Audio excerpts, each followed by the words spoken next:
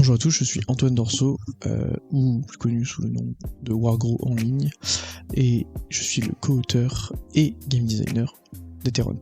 Jérémy avait un projet de créer un TCG, et il m'a contacté pour que je design le gameplay de ses idées. Il voulait quelque chose qui était basé sur du RPG ou du MOBA, et on en est arrivé à ce que vous avez pu voir dans certaines vidéos ou dans l'explication qu'il va vous faire lors de la présentation du jeu.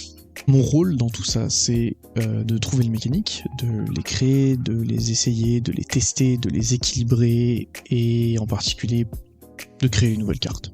Pour me présenter, j'ai fait des études dans le jeu de société, j'ai des études dans le game design, j'ai été joueur de TCG, je suis toujours joueur de TCG, compétitivement à Yu-Gi-Oh! Et à Runeterra, et j'ai connaissances certaines, on va dire, sur Magic, ainsi que sur Pokémon et Riftbound. Une des deux mécaniques que j'aime particulièrement dans Etheron, c'est le swap, le fait qu'on ait une option offensive et défensive dans la même action, qu'on puisse changer d'actif pour pouvoir mettre quelqu'un pour nous protéger ou pour pouvoir utiliser ses capacités dans les actions suivantes. La deuxième, c'est principalement les invocations. J'aime bien cet aspect où on peut avoir un espèce de familier, une monture, quelque chose qui va nous donner un buff temporaire, mais qui reste sur la table un certain temps. On va pouvoir interagir avec son compte à rebours, on va pouvoir gratter des activations en fonction de nos effets ou en fonction de nos mécaniques, et je trouve que c'est vraiment quelque chose de très intéressant. On pense que le jeu va briller de deux manières.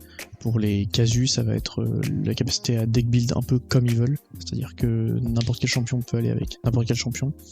Il va falloir juste faire une équipe de 3 et vous allez être ralenti ou plutôt équilibré en fonction des paires ou des triplés que vous allez faire. C'est-à-dire que si vous avez 2 champions hauts, bah vous pourrez jouer des cartes qui sont dans le pool avec 2 hauts, mais pas ceux en 3. Ça va permettre beaucoup de diversité, ça va permettre à beaucoup de personnes d'essayer plein de choses, ça va pousser la créativité, et les decks qui vont pouvoir créer, moi j'attends que ça, c'est de voir ce que vous allez faire avec le jeu. Pour la compétition, le jeu, de ce qu'on a pu voir, il a un floor qui est assez bas, c'est-à-dire que il est simple à comprendre, il est facile, il y a une bonne accessibilité.